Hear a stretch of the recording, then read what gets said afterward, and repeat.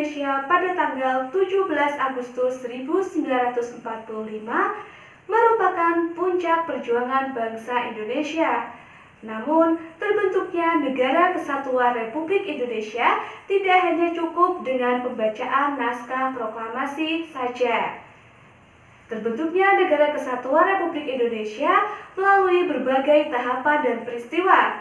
Tahapan peristiwa tersebut akan memperkukuh terbentuknya Negara Kesatuan Republik Indonesia. Saat ini pun kita masih harus tetap mempertahankan kedaulatan Republik Indonesia. Bagaimana peristiwa menjelang detik-detik proklamasi kemerdekaan Indonesia? Mari kita pelajari bersama-sama.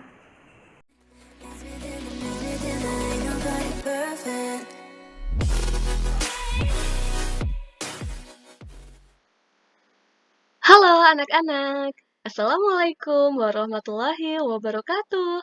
Selamat pagi dan salam sejahtera untuk kita semua. Apa kabar anak-anak? Semoga kalian tetap dalam keadaan sehat walafiat ya. Anak-anak, hari ini kita akan belajar kelas 5, tema 7, subtema 2, pembelajaran 1. Namun sebelumnya, jangan lupa untuk tekan tombol subscribe agar kamu tidak ketinggalan oleh video-video pembelajaran berikutnya. Anak-anak, untuk mencapai kemerdekaan Indonesia, ada badan-badan yang sengaja dibentuk untuk mempersiapkan kemerdekaan Indonesia. Badan apa sajakah itu? Yang pertama ada BPUPKI, yang merupakan singkatan dari Badan Penyelidik Usaha-Usaha Persiapan Kemerdekaan Indonesia. Nah, dalam bahasa Jepang, BPUPKI ini bernama Dokoritsu Junbi Kosakai. Nah, Ketua BPUPKI adalah Dr. Rajiman Widyodiningrat.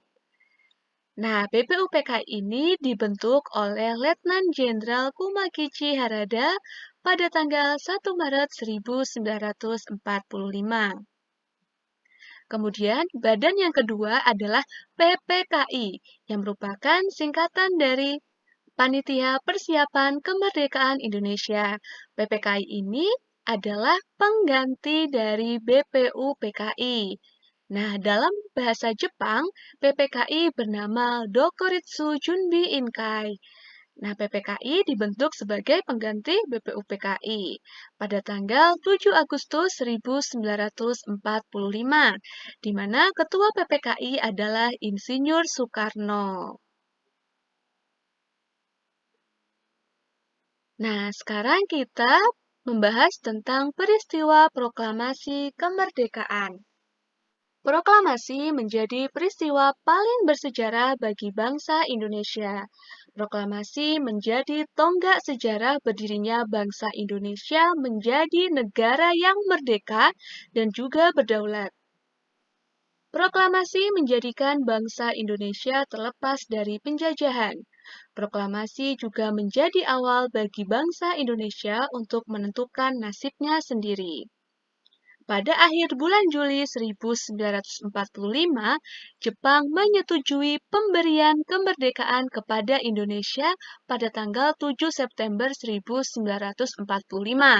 Nah, awalnya Jepang ini akan menghadiahkan berupa kemerdekaan kepada Indonesia yaitu pada tanggal 7 September 1945.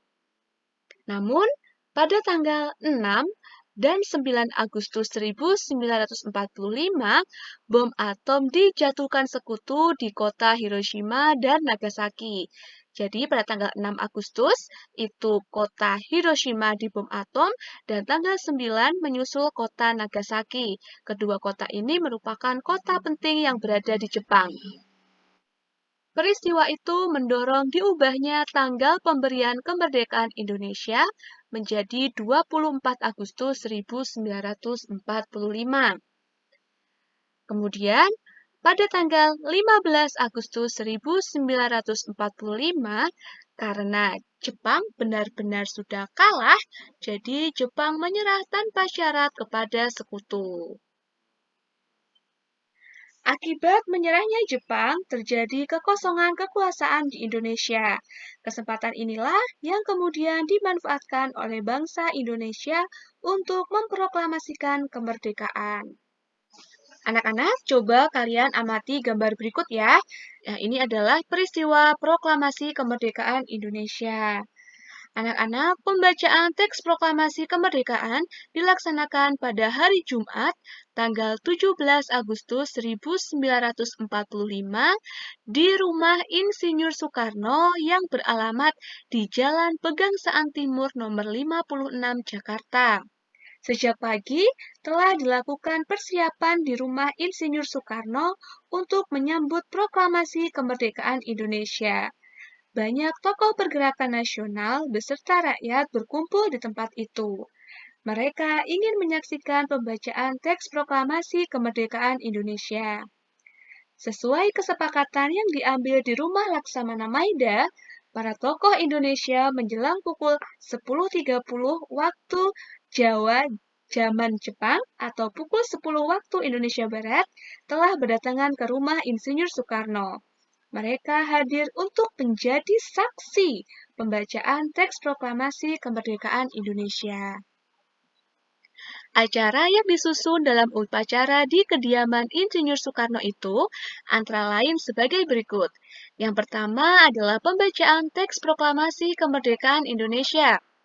Yang berikutnya adalah pengibaran bendera merah putih, dan yang ketiga sambutan Wali Kota Suwiryo dan Dr. Muwardi. Upacara proklamasi kemerdekaan berlangsung tanpa protokol. Latif Hendraningrat memberi aba-aba siap kepada semua barisan pemuda. Semua yang hadir berdiri tegak dengan sikap sempurna.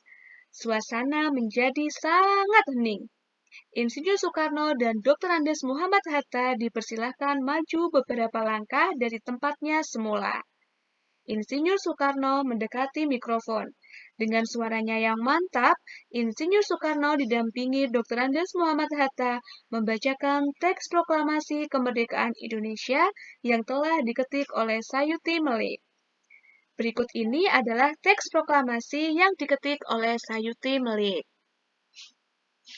Proklamasi. Kami, bangsa Indonesia, dengan ini menyatakan kemerdekaan Indonesia. Hal-hal yang mengenai pemindahan kekuasaan dan lain-lain diselenggarakan dengan cara seksama dan dalam tempo yang sesingkat-singkatnya. Jakarta, 17 Agustus tahun 45. Atas nama bangsa Indonesia, Soekarno-Hatta. Anak-anak, dan inilah naskah proklamasi yang ditulis tangan oleh Insinyur Soekarno. Kemudian, ini adalah naskah yang sudah diketik oleh Sayuti Melik.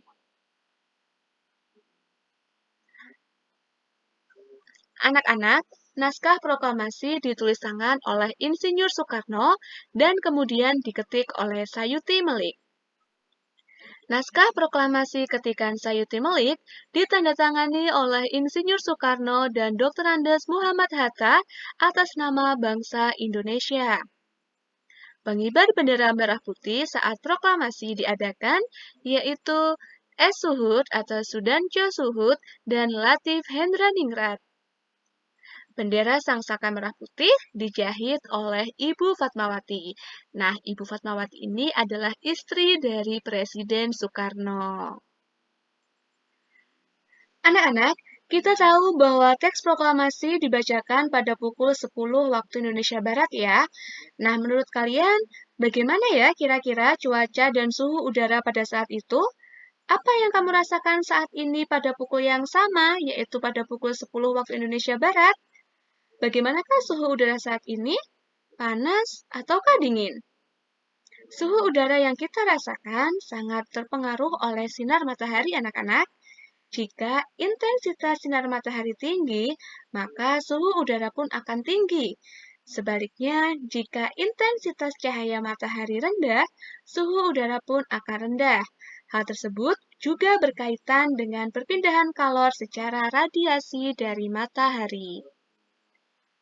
Anak-anak, masih ingatkah kamu bahwa jika suhu benda tinggi, maka kalor yang dikandung oleh benda tersebut juga besar atau banyak? Sebaliknya, jika suhu benda rendah, maka kalor yang dikandung oleh benda juga kecil atau sedikit. Anak-anak, contoh bahwa kalor dapat mengubah suhu benda yaitu pencampuran antara air panas yang memiliki suhu tinggi dengan air dingin yang memiliki suhu rendah. Ketika kalian mencampurkannya, maka suhunya akan sedikit turun, yaitu akan menjadi air hangat. Anak-anak, kemerdekaan seperti yang sekarang ini kita rasakan tidaklah terjadi begitu saja. Namun, kemerdekaan terjadi melalui proses yang sangat panjang. Berbagai peristiwa, usaha, dan pengorbanan turut andil dalam mencapai kemerdekaan, khususnya peristiwa penyusunan dan pembacaan teks proklamasi. Tidak bisa dipungkiri bahwa peran dan jasa tokoh-tokoh pejuang kemerdekaan sangatlah besar. Dengan segenap jiwa dan raga, mereka bersatu padu mempersiapkan proklamasi. Mereka bekerja sama, saling bahu-membahu tanpa membedakan golongan. Apakah sebagai generasi penerus bangsa, kamu akan merusak nilai-nilai perjuangan tersebut? Akankah kamu mampu meneruskan perjuangan tersebut? Apa saja yang dapat kamu lakukan untuk meneruskan perjuangan para pahlawan pendahulu? Nah, paling tidak kita harus menerapkan sikap dan perilaku yang mencerminkan nilai-nilai Pancasila. Seperti apa contohnya? Yang pertama yaitu menjalankan ibadah sesuai kepercayaan masing-masing. Yang kedua, berteman tanpa membeda-bedakan. Yang ketiga, menghargai pendapat teman.